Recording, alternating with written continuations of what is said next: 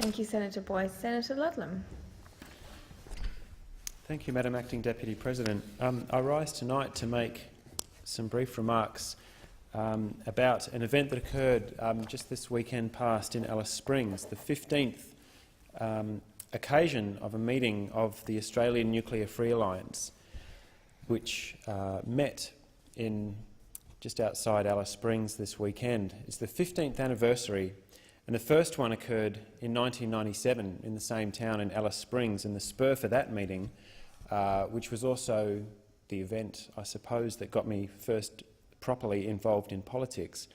was the Jabiluka mine. Had been proposed. The Jabiluka uranium mine was being proposed and seriously progressed by mining company ERA, at that time owned by North Limited, and a campaign led by strong Aboriginal women in Kakadu, which is a theme that I'll return to in a moment, calling for help from around the country to fend off the activities of a predatory mining company with the full support of the Howard federal government that had only been in office a year or two, and the Northern Territory government. And it was a profoundly important experience for me as a young person to get involved with that campaign, to realise that I was stepping out of what I thought was purely an environmental campaign and into a land rights battle led by strong Aboriginal women, and they prevailed in that instance. They protected their country from mining. The company now has a signature on a piece of paper that says they won't mine it without consent of the senior custodian, Yvonne Margarula, who is an inspiration for many people right across the country and around the world. And that was in 1997. On the eve of that campaign was the first gathering of a group of Aboriginal elders, younger leaders coming through, and Greenies, people from the environment movement from groups around Australia who came together to work out what they could do to support each other in defence of country from an industry that is contaminating, obsolete, toxic, extremely dangerous for the people that it comes into contact with, and is an industry that is in fact in the process of phasing itself out, although to read some industry press releases you wouldn't think so. The Alliance brings together Aboriginal people 15 years on, environment groups, health groups, trade union representatives and other supporters of the Aboriginal people who are leading this campaign to strategise, to plan and to campaign. The Alliance this year met at a pivotal time as Prime Minister Gillard is due to appear in India as soon as next week to progress a uranium sales deal with India, which is a nuclear weapons state, which we've seen senior Indian nuclear officials openly state that they want to lock in external sources of uranium supply so that they can free up their dwindling domestic sources for nuclear weapons programs. This is the country that has stayed outside the only multilateral disarmament and non-proliferation framework that the international community has. And Australia is proposing to sell uranium for a fleet of nuclear reactors that has been slowly under construction for a number of years. And I want to say, and I've put this on the record last time we were here, to acknowledge the extraordinary work done by tens of thousands of Indian campaigners, villagers, people in fishing communities down the coast of Tamil Nadu and elsewhere, for putting up a spirited fight which has cost 5 of them their lives and put large numbers of people into hospital.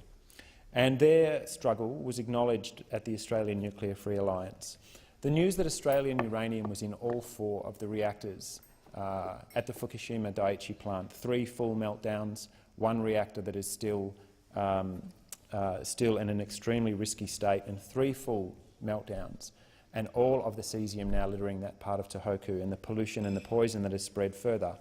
came from Australia. And it's pretty heartbreaking to hear from the people on whose country that uranium came, because they have been telling Australians in the South for decades that the stories and the songs of that country is of protection, of sickness, of death and of non-disturbance, that under no circumstances do you disturb or distress that country, because it'll hurt people on the ground, they tell us, but it'll also harm people much further away. And it's pretty heartbreaking for them to then be told, as we discovered late last year, that uranium from all 4 of those plants came from their country. The news that Australian uranium was present, I think, simply underscores what they have been telling us all along. But the meeting noted that numerous uranium mining proposals have been stalled in recent years, partly because of the work of groups like ANFA, partly because of the sheer contradictions inherent in the industry and what it has done to itself. But if you think it through, the Olympic Dam expansion, Mount G or the Arkaroola Wilderness Sanctuary, which attracted people from right across the political spectrum, taking the lead again from Aboriginal people from the area, Maiponga in South Australia, Kungara in the Northern Territory, and the proposed heap leach operation at Ranger in the Northern Territory, Kintyre and Yeelirrie, both shelved in Western Australia while the price remains depressed, partly as a result, as I say, of the fact that the market is sick and the industry is terminal, but partly because of the tireless and enduring work of campaigners around the country who have led, based on very few, certainly very few financial resources, on campaigns held together effectively with love and determination, because it's certainly not money that's keeping it going. And I wanted to just note the fact that this week the uranium spot price hit a new two-year low of $45.75 US a pound. In February 2011, right before the meltdowns at Fukushima Daiichi, the average spot price was $69, and in mid-2007, in the middle of a uranium bubble, it reached a height of $135 per pound. And by the sound of some of the boosters in the Australian uranium industry, people who still don't get the state of terminal decline that this industry has entered, you would imagine that they still imagine the price is still that high. And of course, the industry has begun its collapse. It's begun its long, slow decline. And I feel like my job as an anti-nuclear campaigner, supporting these people out on country, is to just win this a day at a time while the industry gradually folds under its contradictions. And our job is to make sure that on the way out, it harms as few people as possible, that it is not allowed to devastate places the way it has devastated the Japan's Pacific coast, the way it has devastated hundreds of square kilometres around the Chernobyl reactor in the Ukraine. And called for Australia's existing radioactive waste to remain at designated federal storage sites at Woomera in South Australia and at Lucas Heights in New South Wales, pending an independent public commission of radioactive waste management in Australia. That is really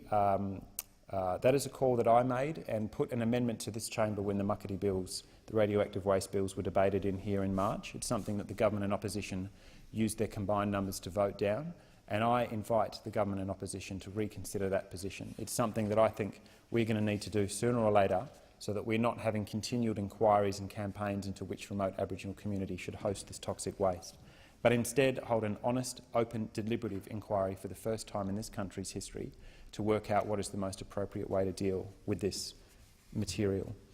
And ANFA also called for justice and acknowledgement for communities and people suffering the intergenerational health impacts from British atomic weapons testing at Maralinga and Emu Field and in the northwest of Western Australia. And we've been unsuccessful in here through a campaign by myself, by my colleague Senator Penny Wright and by Senator Nick Xenophon from South Australia to get a gold card for service personnel whose lives were damaged and in some cases destroyed, or their successors, their widows and their partners. We haven't even been able to get a gold card health standard for those personnel. Nothing for the traditional owners whose homelands were bombed, as though there was still flora and fauna. They were left there to be turned blind, to die on country, and they've been left to rebuild their lives and their children's lives. Nothing. Silence from this place. I wish, I really do, that we could give Uncle Kevin Buzzacott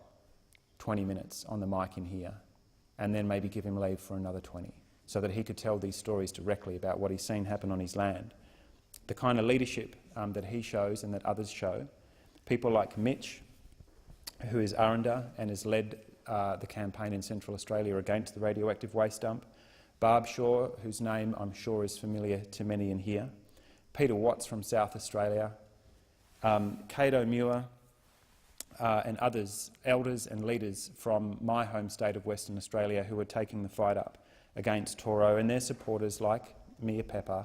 and I can't go past noting Nat Wasley, the tireless campaigner who has done so much work over so many years to keep bringing us together so that these stories can be told and heard. This industry is on the way out, not simply because of its internal contradictions and the disastrous toll it inflicts on host communities everywhere it touches down, but it's on the way out because of the extraordinary, selfless and tireless work of the campaigners that I was privileged to spend a few brief days with in Alice Springs, and I hope that we have some better news